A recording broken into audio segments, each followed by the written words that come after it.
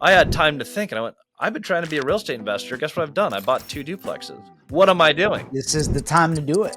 This is the time to do it. Hello, and welcome back to another episode of Multifamily Strategy. I'm Christian, your channel host, joined today by Lucas. Now, Lucas has done a lot of stuff in real estate. I was trying to come up with the perfect intro, and it's hard to do for a man that does a little bit of everything. He flips, he's wholesaled, he owns in and out of state, or in multiple states at least. He looks multiple places around the country.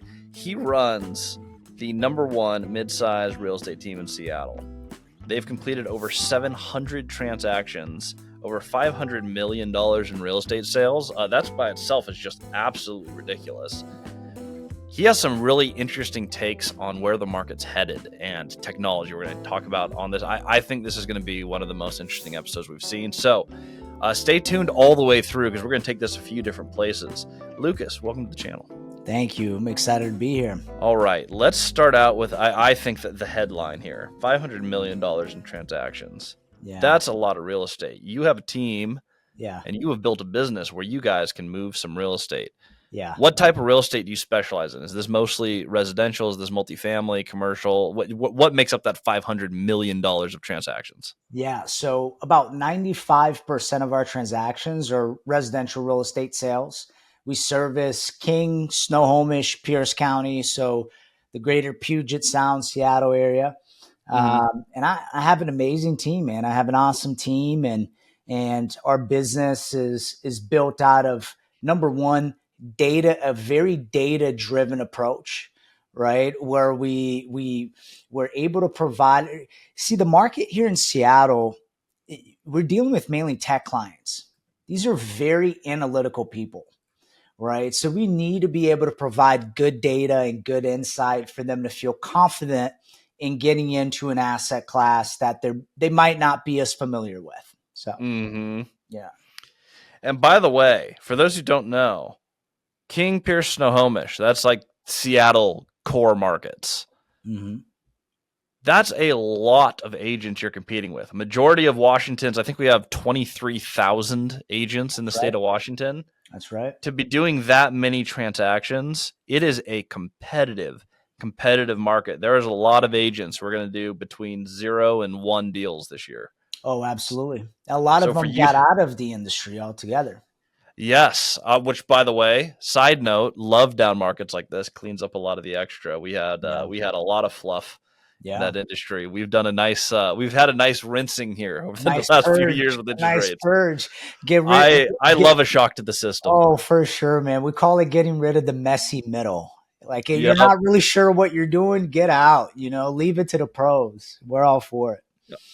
I love it. And we hadn't had that in a long time. We had about an 11-year unmitigated streak in real estate where it just got better and better and better. Everyone got a license. People who had no business making money were making enough money to stay in. Yeah. Now we're in a much better place. I think it's corrected. And we've seen a lot of people drop out. Now we're left with the more elite teams, such as yours. I agree. Building a team that big. So you're a mid-sized team. What constitutes a mid-sized real estate firm? Mid-sized real estate team is anywhere from 8 to 12 brokers, according to Real Trends, which is the highest ranking of teams nationwide. And we're a mid-sized team, and we're considering getting bigger, shooting to go bigger by next year. That's a lot of transaction volume then it's mid-sized, but that's a relatively small team. For that much transaction volume, that's a really dedicated team. Right. We have probably the highest per agent production team out of any team within our market. Our productivity per realtor is probably, I would argue, #1 for any team in our market. That is absolutely incredible. What led to that success? I know we're going to get into a ton of other stuff in investing and the future of the market, but I'm really curious just on the front end to have a team that performs at that level. What things did you do to build a team that can execute consistently at that level? I think it's a few things. I think #1, systems and processes. I think somebody comes into the industry, and an issue that I see today with most industries is people's energies are dispersed a million different directions. Mm-hmm. When a realtor comes onto my team, instead of getting a website, instead of doing this, instead of doing business cards, instead of doing all this bullshit that's not going to get you paid, I tell them, here's exactly what you need to execute on your first 30, 60, 90 days. It's a checklist. If you complete it, you get to continue on the team. If you don't, we're going to ask you to leave. And the beauty of that is that it's a proven system and process. So when a person comes on the team, and if you look at my team, I have a young team. Like the newest addition to my team is 19 years old, and she did her Wow. first transaction within 30 days. Right? Like a 19-year-old did their first $750,000 real estate transaction within 30 days. That's awesome. Yeah. And it's all systems and processes, and then keeping people focused, right? So they don't get distracted by shiny objects. So, How often under that program do you end up letting people go? Do you find that you get really good retention where people actually make it through the checklist, or does that actually weed out quite a few people for you? no, so I do now because I have a few, before I bring somebody on, I have a few hoops that they have to jump through prior to them even onboarding on the team. So Mm. by the time they onboard now, we have a really good success rate, right? But it didn't always, I mean, I've been doing this for 9 years, right? So it's been trial and error for 9 years and figuring out a system and a model that is efficient for us. Mm. But in real estate in general, I mean, you have 80% of realtors that quit within the first 2 years. We Yep. probably flip that. We're probably 80% of realtors are continuing for longer than 2 years successfully. Now, one thing that I talk about all the time, and we're going to go the opposite direction on this because this is a perfect example. I talk a lot about why I am not an agent anymore. It was a unnecessary step in where I was trying to go. My goal was to be a real estate investor. And I tell Mhm. people this all the time. I don't say don't be a real estate agent. Mhm. I say do not be an agent unless that is very specifically the business that you want to be in. Mhm. You have made it a business. Mhm. Not only that, you've competed at a very high level in a business. Mhm. If you want to be a real estate agent, and that is what you want to do, you need to build your business a lot like Lucas has done this. It's dedication. It's over 9 years. It's just SOPs are everything. This is a Yeah. sales company. You need KPIs, systems and processes, and you need to make a repeatable system where you can get the right people in the right place. That is the correct way to play this game, and you can have a lot of fun doing it. If Yeah. you're listening and your goal is to be a real estate investor, you don't need to be the best real estate agent of all time to become an investor. Know what you want to do. Mhm. This, to me, is a great example of someone who 1000% should be in this business. And you've proven that consistently over a long period of time. Mhm. So, for those who hear me bash on being an agent, that was not a fit for what I was trying to do. Lucas mapped out where he wanted to go, and then you did the darn thing. Yeah. Yeah. And I think I agree.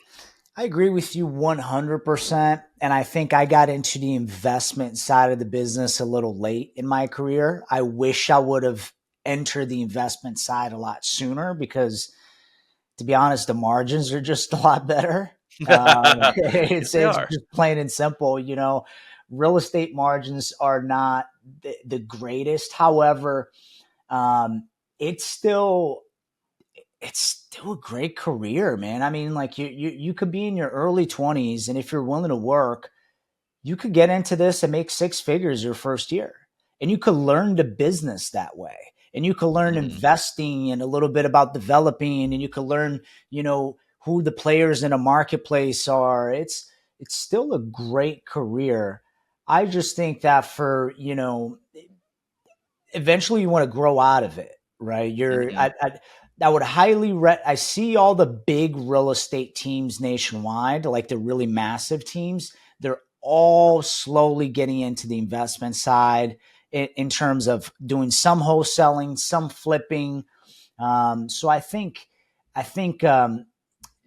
skating to where the future of real estate is going, what I've noticed is a lot of bigger teams nationwide are actually getting bigger.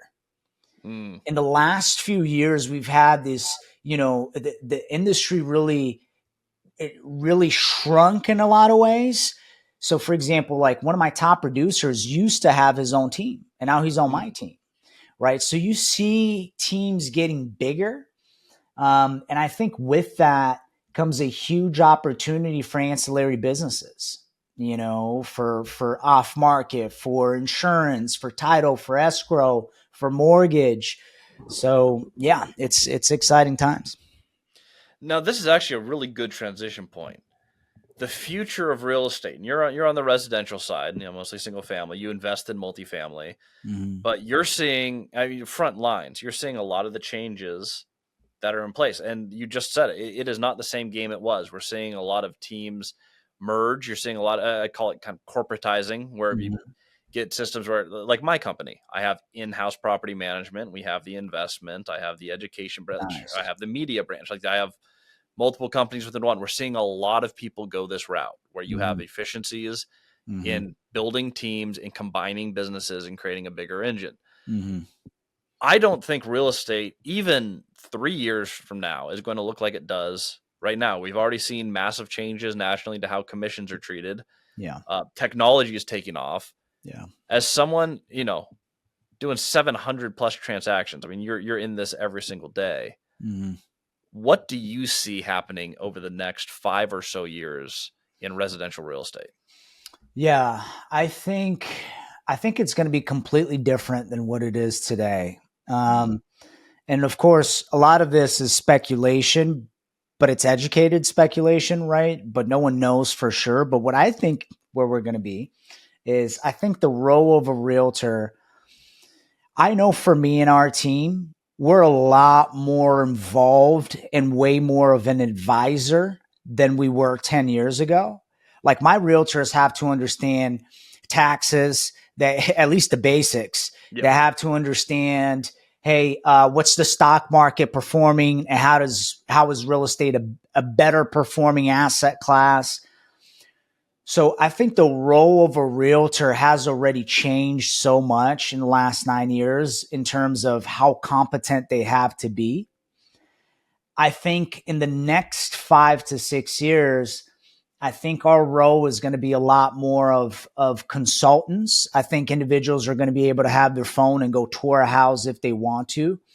And once they have questions or once they have interest, I think boom, they'll get connected with the top realtor and have a Zoom call with that realtor. Mm, So if you think about that, I think the future of residential real estate sales, I think I'll be sitting in an office like this, having 15 to 20 Zoom calls in a day, and not having to show houses and really being more of an hourly advisor to someone who's looking to purchase real estate. I also think there's going to be a big growth in services, and they already exist in services where you could go and just essentially toss your keys because you don't want to deal with the traditional hassle of selling a home. I hmm sit down with clients with sellers now, and they essentially have three options every time. Option number one is I'll give you a cash offer today. You toss me the keys. You don't have to do anything, but you're going to sell that home at about a 30% discount. You don't pay any realtor fees. You don't have to do anything. You don't have to move. You close whenever you want. You're done. Option number two is same scenario, except it's a company buying your house at about a 12% discount, right? And what this company is going to do is they're going to come in, renovate it, relist it. And then there's the traditional method of selling real estate, which is we come in, we figure out, okay, what renovations need to be done, what repairs need to be made in order to maximize your home's value. By the way, we'll lend you the money to go and make these repairs, and we'll manage the project for you in order for you to list and get top dollar. The downside of that is it takes time, it takes energy. It's going to take a few months before you get your money out. I think in the future of real estate, I think it's gonna be a lot more efficient as to how people trade real estate. hmm It's gonna become a lot more like a car, right? You go in a dealership, you toss your keys, you're like, here's the car, I want that one, great, you drive out with it. Real estate is not quite there, but I think it will be. I think it will be. With your three options, Mm-hmm. what does the average person do? Are most people still on the more traditional, like, hey, let's get this thing fixed up and get it listed? Or do people actually take option A or B more often than I think? You know what's crazy? Um, Probably about 15 to 20% of consumers are opting in for option A or B, which is more than what it used to be in the past. And is that just that kind of Netflix mentality of like, hey, we can have it right now? And it's interesting because I'll give you an example. I have a deal that I'm going to be purchasing with a partner. Hmm? It's a great deal. We're buying it at a discount. The seller is a doctor. He owns it outright. He just doesn't want it. He has two tenants. It's a single family home and a dadu. He has Hmm? tenants. He doesn't want to deal with it. He's like, I just want to cash out, take my money, go buy stocks, buy a new house for me and my family. I don't want to deal with it. So, and now I would say, I think this also has something to do with it. The fact that the market is not as hot as it once was. Because when I think back to when it was really hot, 2019, 2020, every seller wanted top dollar. They did not want the convenience of a cash offer. They wanted to go on market and see how many offers they could get.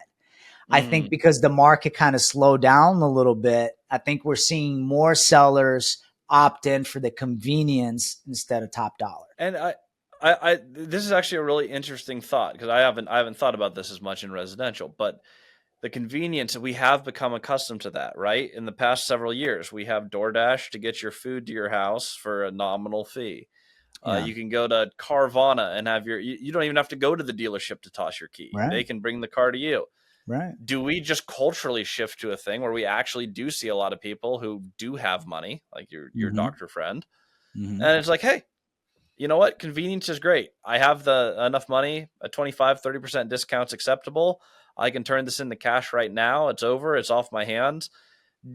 Do you think culturally we're moving that direction, or is that just primarily a result of a slower market? I think we are moving that direction. I think people are willing to pay a premium for convenience, and I think that premium that folks are paying are going to become less and less as Mm-hmm. more companies get in that space. For example, Zillow a few years ago, they tried the whole home buying program where they essentially just buy the house off of you.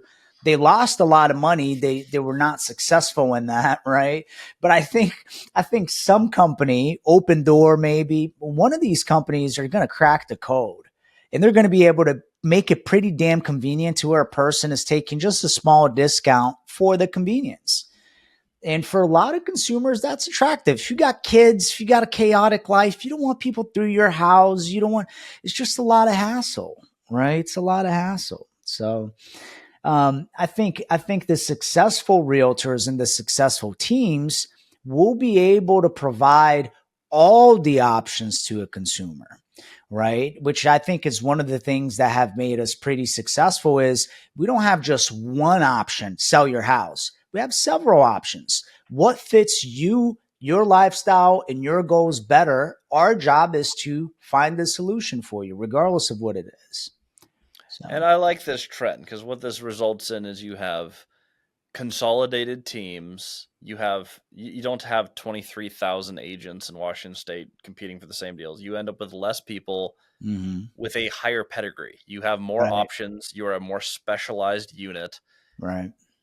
And what it does is that actually has a really good cleanup effect on the industry by Oh, bringing more absolutely. options and more Absolutely, specialists. man. Our industry is so fragmented, and you know how frustrating it is if you're I- if you're somebody who truly put the hours in and you're a Mhm. master of your craft and some schmuck just gets licensed and right, it just makes us look bad. But I know plenty of really high caliber, competent realtors, and there's no shortage of business for those guys, and it's only fair. I just think the entry barrier is so low here compared to other places, right? And I think that kind of becomes part of the issue. So I'm all for these changes. You know, the NAR settlement. We're celebrating all these things. You know, for us, it's only helped us. It's only helped our growth. And I think it's kind of raising the bar on a very fragmented, confusing industry. I absolutely agree. And one of the big things, and this is one of the signs I just you see this with successful people everywhere.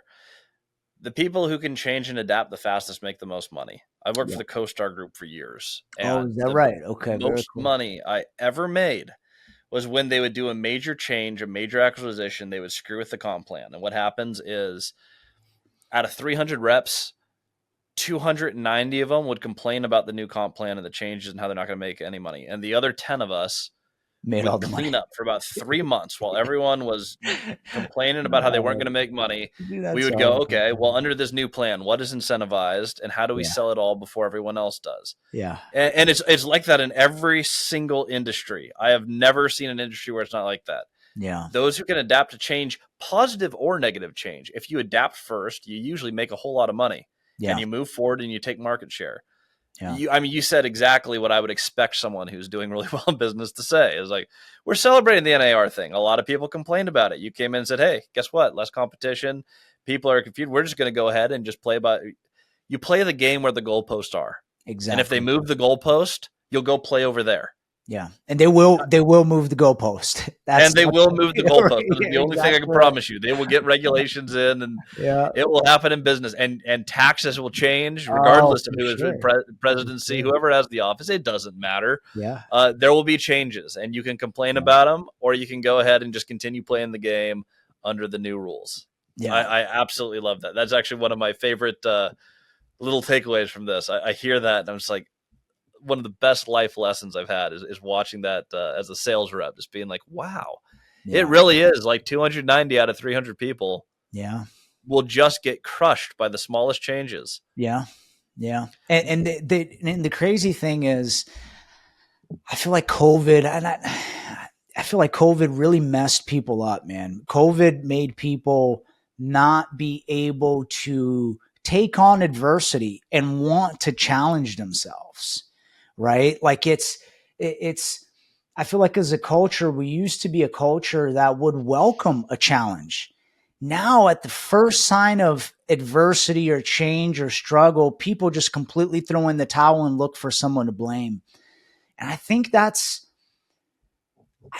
a problem. I think it hurts the individual more than anything else. If you carry through life with that mentality, you're going to struggle. You're going to have a difficult life. So This is interesting. I think this still falls into the same rule of like, yeah, most of the people, like most people, absolutely froze. They stopped trying at their job. I had so many friends who I grew up with who was like, during the workday they just wouldn't do anything. They're working from home. They're like, hey, yeah, well, what are we going to do? Everything's shut down. But then you see those same 10 people in my example from hmm my prior company. hmm You see so many entrepreneurs who launched these amazing businesses out of that time. I mean, even my real estate investing, I wanted to be a real estate investor for years. I had the time to sit at home for 5 minutes and go, wait a second.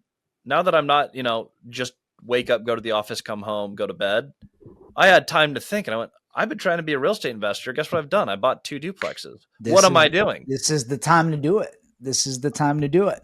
We And scaled in that time. We scaled to over 150 rental properties from 4, while no my kidding, income no went from kidding. 250 to $50,000. Like I love it, man. And you know what I love about that is that winners find a way to win regardless of the circumstances. mm, If you look like what you just described is like, okay, COVID. For a lot of people, that was the reason to not do anything. For you, that was the reason to take action. You are finding reasons to do the thing.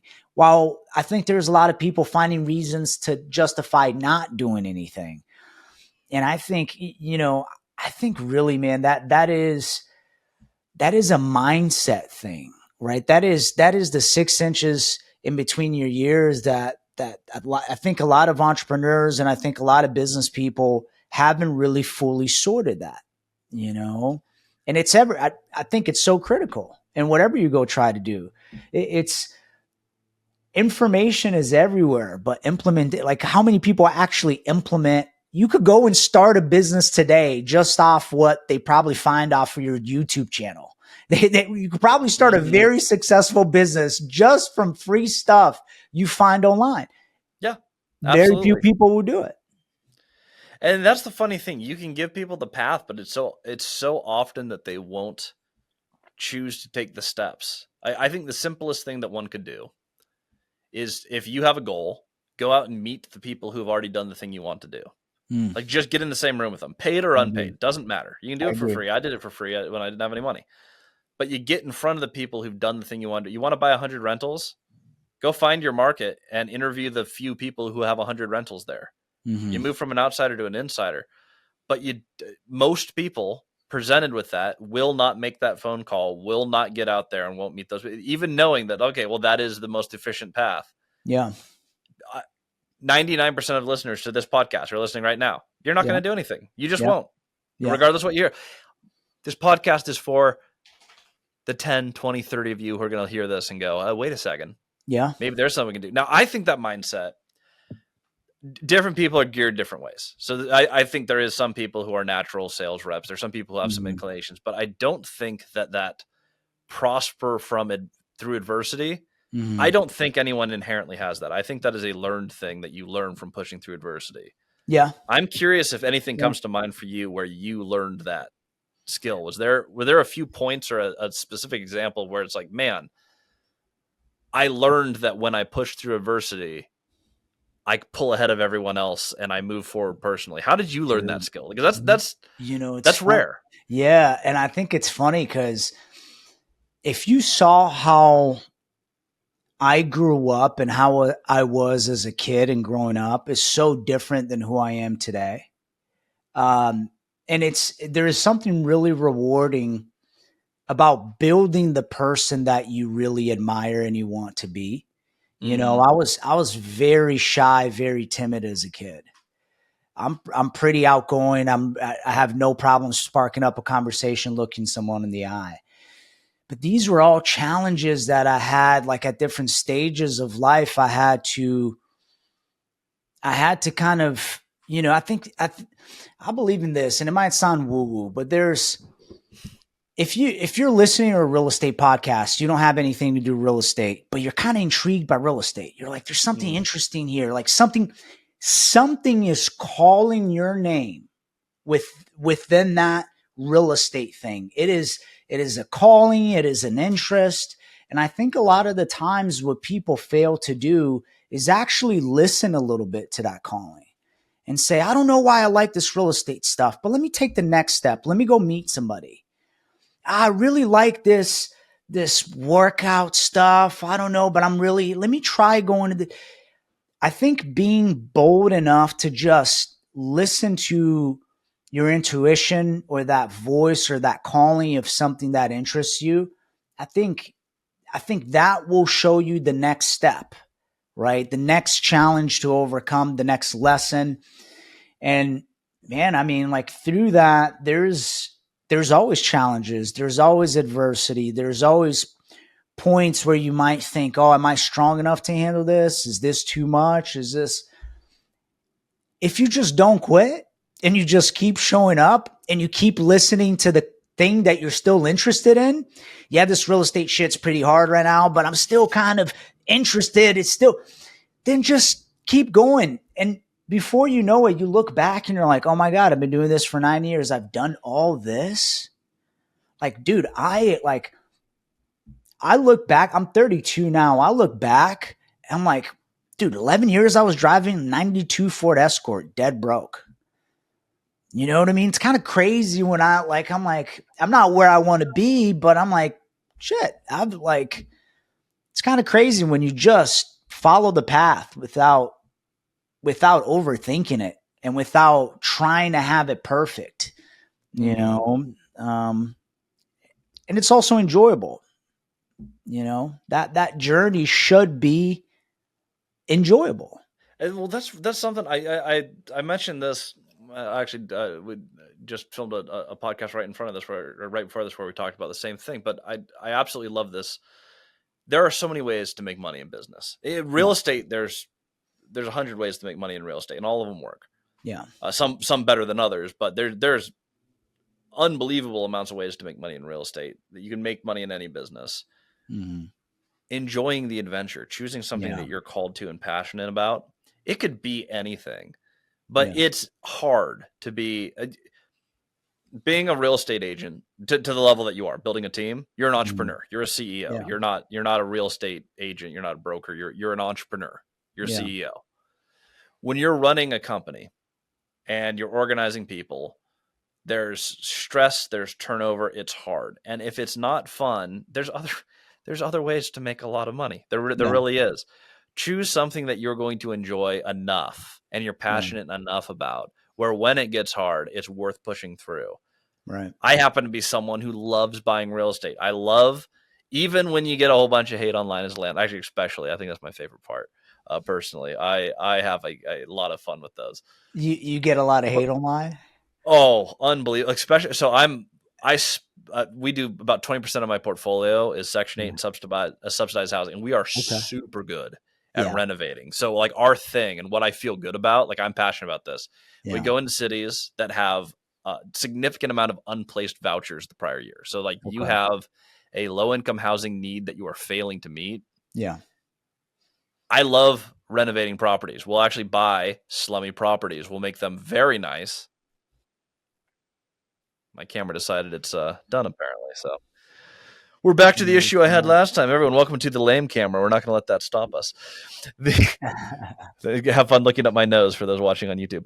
But I'm so passionate about solving the housing problem. We have below market rent, above market places. We can compete and fix up things. We can help communities end homelessness, and we make a bunch of money doing it. And when it gets hard and when there's Mm. adversity, I fall back on I love what I do. And what I do has a meaningful Yeah. impact on my employees. It has a meaningful impact on my life. It has a meaningful impact on the communities that we serve. And so when people Yeah. harass us online for whatever, because people love doing that, it Oh, feels so dude. good. It is fun. I'm like, you're someone who's Like, missing out and you missed the point, and here's it's funny. here's the Yeah. crazy thing. I could see people hating, and you found a way to do something difficult, which is to pull several parties' best Mm-hmm. interest and align it all to one place to where everyone involved wins. The tenant wins, the city wins, you win, your contractors win, everybody fucking wins. And some fucking loser sitting on his couch eating Cheetos is seeing that and just hating. Just because, like if from a logical standpoint, it's like what you're doing is a massive service. It's a hard thing to do, to align incentives for several people and make sure that everyone gets out of that better off. That is not an easy thing to do. But someone is unable to do that. So what they'll type on the keyboard and just dish out some hate. That it's a crazy world we live in, man. It's a crazy, like, it's, things have flipped a little Well, bit, and you know what's right? great about Like, that? it's When you are getting hate for something you do, I think that is a good indicator you're probably doing something interesting. Because what we yeah, saw, we've already said COVID, so whatever flags you're gonna get for saying that, it's already happened. So like during COVID, we used that yeah, as a perfect example.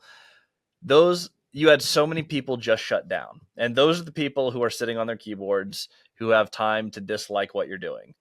And if you weren't doing anything hmm, interesting, they wouldn't have a comment about it. And so I think one of the right, first things where I get so excited about this, I'm like, boy, when you know you're having positive impact and you're making win-wins and you have a successful business and then people don't like it, that is the first sign where you're like, yeah, you know what?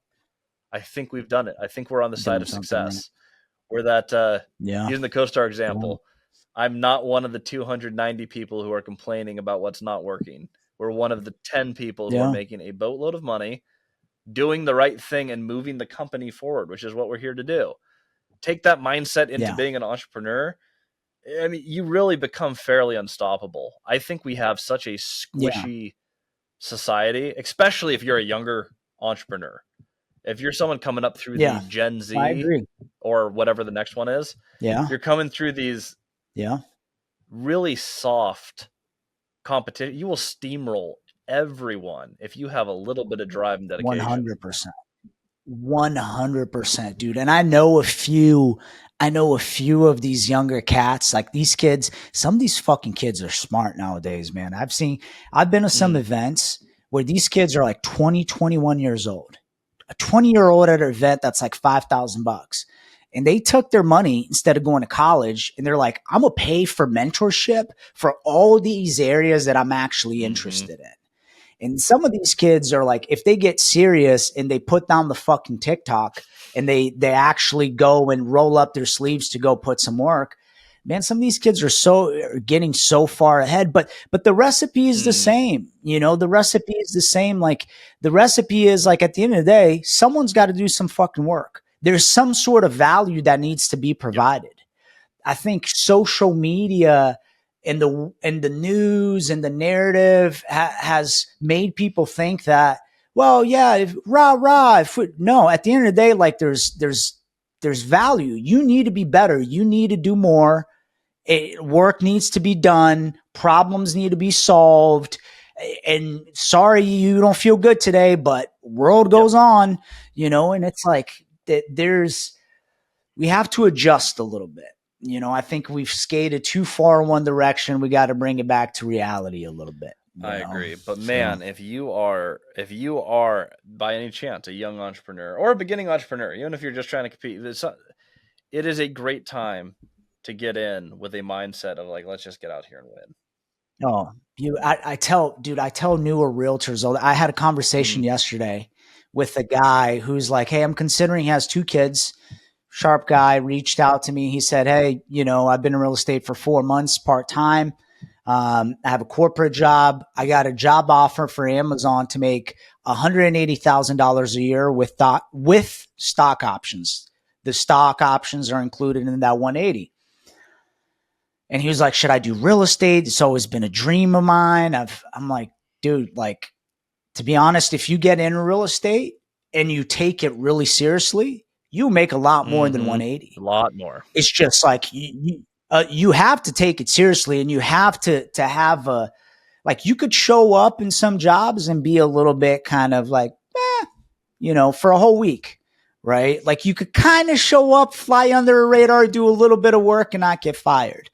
Being a business owner, being an entrepreneur, there's no hiding. You have to provide the value. You have to do the thing. You have to build, right? And it's so honest. And I love that, and I love that because it's like it's a real exchange of Mm-hmm. value. So yeah. I love that. Final thoughts. I really think it's valuable to spend some time talking about the things that we've done as an entrepreneur that have been costly. A big part of me for the owner meeting, it's like, Mm, yes, learning from other people's success has been basically what our whole episode ended up being about, which is great. mm, The mindset, mm, the things that worked.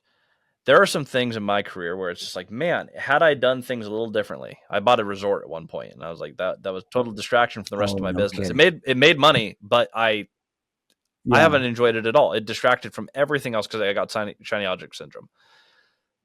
In you Yeah. building your business to where it is today, Mm, what was your highest? We call it the stupid tax. When you're starting a mm, business, there's things you don't know. What was the most expensive lesson that you mm. learned?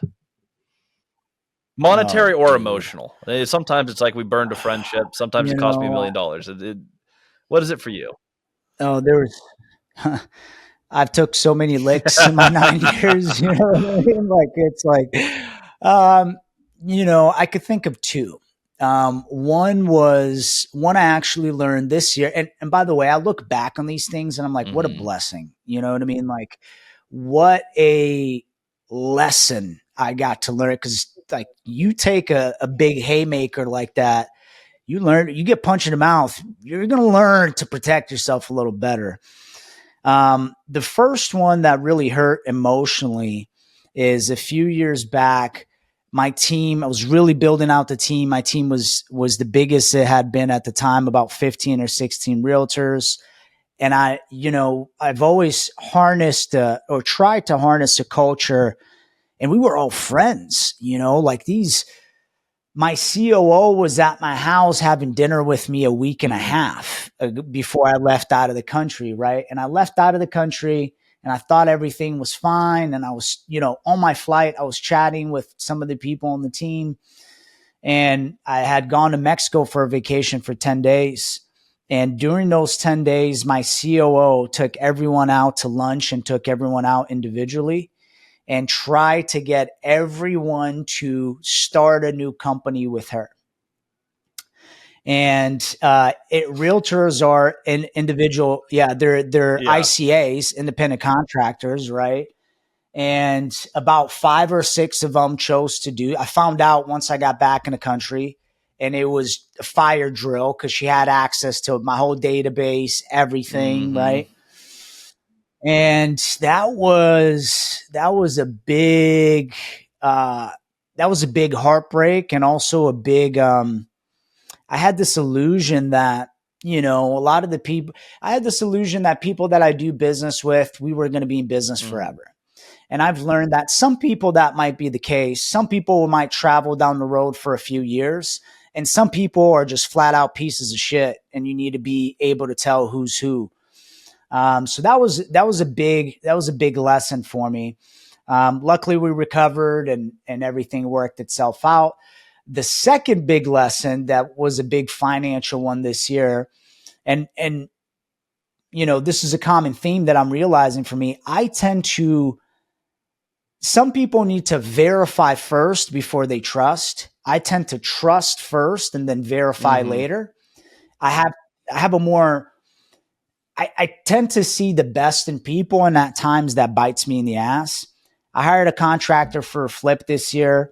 He came recommended by a group of friends. We were in somewhat a similar circle, and I was so busy with other deals and everything else, and I let this guy handle the project, thinking, and this was my fault for not micromanaging and not setting crystal clear expectations. Long story short, I paid this guy something like $270,000, and we had to redo most of the work that he did on this flip. I mean, it was flat out theft to a certain extent. The scope of work was just so poor, and I didn't manage how I should. I didn't get the agreements in place as tightly as I should. I didn't disperse payments verifying the work like I should have done. I just blindly trusted him, and that was a $270,000 lesson.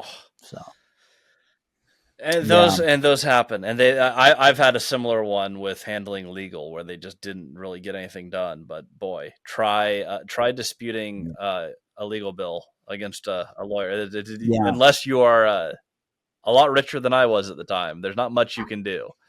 They're pretty good at collecting, yeah. regardless of work done or contract signed. So I've felt that They are. pain, and contractors can be very expensive and also very bad. That's the big thing, and that's a lesson worth learning. If you guys are newer in business, you want to learn from people who've had some mistakes. You have to trust other people at some point to grow your business. Otherwise, you're stuck as a solopreneur and Yeah. it's just you, and you can't build a team. You have to trust people. Mhm. That being said, to some extent, everyone will lie. Now, is it to save a child's Mhm. life, or is it to make $2?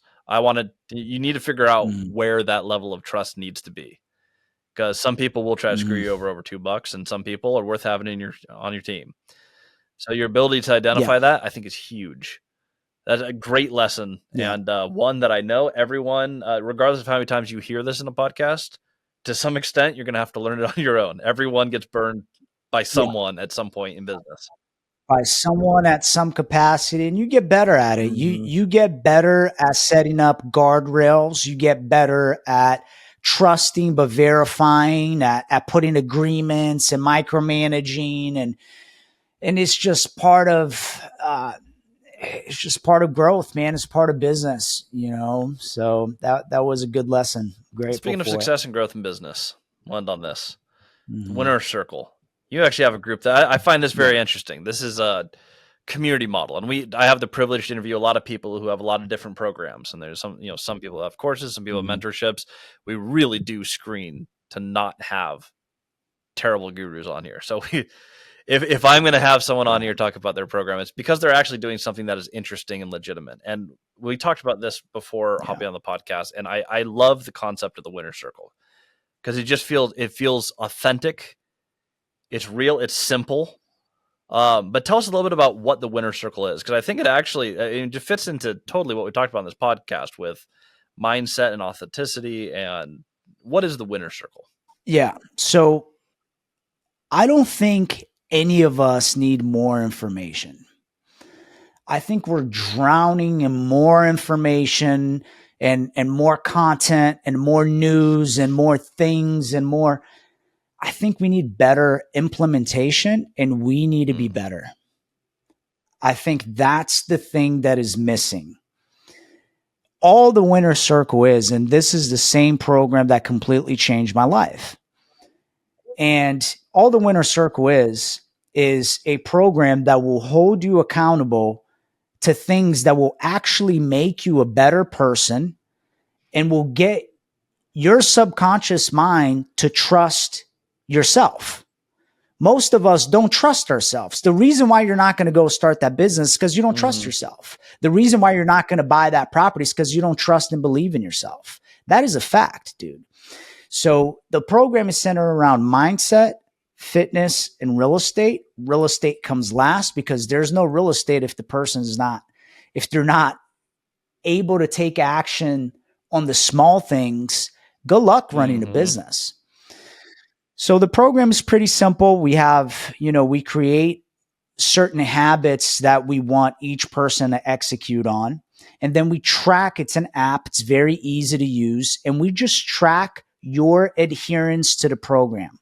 And the program is simple, but there's something really special that starts to happen over time. If you get yourself to go to the gym every single day for a month when you said you would, if you get yourself to eat the right foods every day for a month when you said you would, if you get yourself to check off these little boxes, you're going to be a different person. You're going to have a different energy about you, a different level of confidence about you. Once that builds, now you're ready to go start a business. Now you're ready to go do real estate. Why? Because you could count on yourself to do the things, even when you don't want to do the things. So that's essentially the winner circle. It's a small group. We do a group coaching call every Saturday, and it's just a cool little community, man. And I feel like it brings me. I'm just humbled to be part of it, to be honest. I'm humbled to be part of it. I'm humbled to have some sort of impact in the people that are in there. And I've watched a lot of those guys completely change their lives. I've watched people drop bad vices. I've watched people make money. I've watched a guy be 200 pounds, like just fat and disgusting, to jacked. Right? Like, not the same fucking person, dude. You go from being 220 pounds to having a six pack. Like, his energy is different. So it's knowing I've had some little small part in that is pretty rewarding. I think that's part of my obligation to pass it on to some extent. That is absolutely amazing. And, Lucas, if you share a link to that and anyone listening to this wants to connect, I'll put that in the show notes here, so people look below for wherever you're listening or watching to this podcast. And if you're watching on YouTube, it'll be super easy for you. It'll be right down in the section below. Lucas, thank you so much for joining us today. Everyone listening, by the way, you made it all the way through. This has been like 50 minutes, and you're still here. So I think it's probably worth subscribing because we do a whole lot more of this. You want to get connected with business owners, people who are winning the real estate game. I mean, this is where we're going to do the owner meeting for you. It's the easiest thing in the world. So get your takeaways, get your mindset right. Lucas has this on lockdown, dude. Privileged to have you on. Appreciate your time. Thank you. Everyone, we'll see you on the next episode.